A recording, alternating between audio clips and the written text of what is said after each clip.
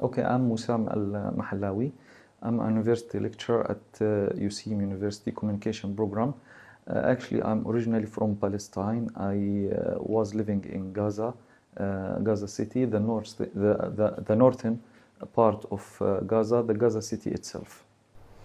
Actually, it was too difficult for us to hear the news and to watch the visuals which come from Gaza. When the attack is started, a lot of things are happened there, a lot of damage, destroy. At first, I was afraid because my family are there. I tried to call them. They was safe at the beginning, but when the time progressed, when the attack get worse, we lost actually a lot of members of my family. My family, some of them are displaced to another places. They try to find any secure or safe area to take it as a shelter there.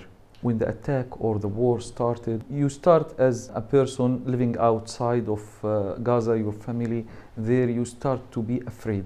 At the beginning, we thought it's a normal war like what happened before, but with the time it gets worse actually. Try to contact the family, try to ask about their situation, what happened to them. The communication is lost because the telecommunication company were destroyed at the beginning of the war. So it gets quite difficult even to contact your family or to speak with them or to ask about their situation. Maybe it takes 1 week to 2 weeks until you reach any member of them to ask about the others, if they are still safe, if they remain at the same area. You can't imagine or understand what is goes on there.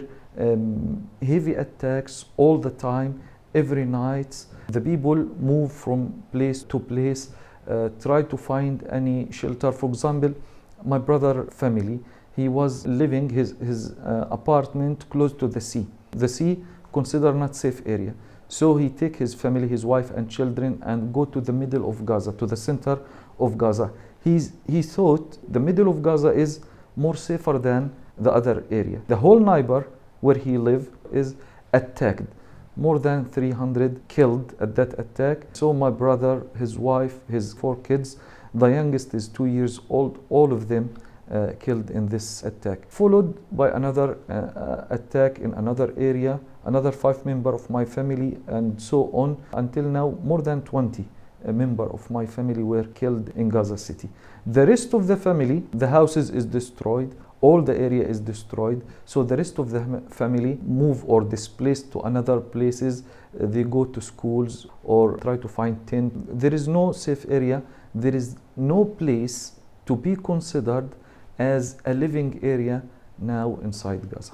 I keep try to make international call with them because the internet is no more effective. Sometime my sister try to a high place or high area to get some internet to contact, to be in contact or to be in touch, to ask about the other family members. But now, for now, my father, mother, sister and her kids, all of them living at one room inside a school in Gaza City. They said Alhamdulillah all the time. When I ask them, do you face any issue? They don't like to speak too much. They said Alhamdulillah, we are okay, don't worry about us. They don't want me to be afraid or sad or something like that. This is the fathers and mothers feeling all the time. Actually, the Eid for all people or for Muslim for celebration.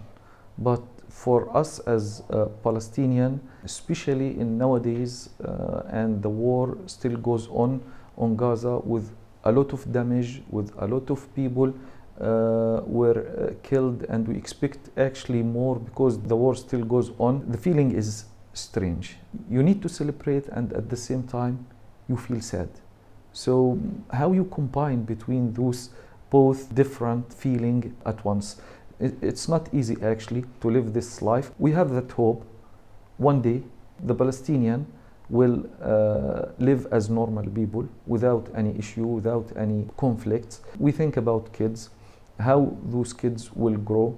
For us, we grow under the occupation. Okay, we have a limitation of everything. If you want to travel, you have a limitation to do that. If you want to work, you have a limitation to do that. If you want to do anything you have to take a permission, you have to consider a lot of circumstances, or a lot of things should be considered before you think about anything.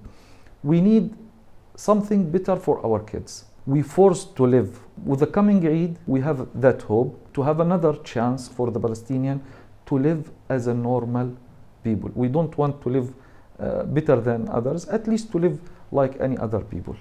It's not easy to have that feeling, because you live under these circumstances since you're born. You get little bit, I don't want to say familiar with what goes on, because no one can be familiar with the killing, with the destroying, with all these things. With our religion, Islam, train us or train Palestinian to be more patient, to be more satisfied, to be more with what all goes on close to Allah. The Palestinians always say to behave like this during these circumstances. The people from outside, they look to the Palestinian, they thought they are rock, they are harsh people, they don't have feeling. No, the reality is different, totally different.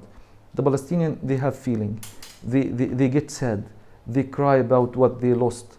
So we need to consider all these things, because they are human. They have that hope to live the life like any other human. Our dreams is not that huge.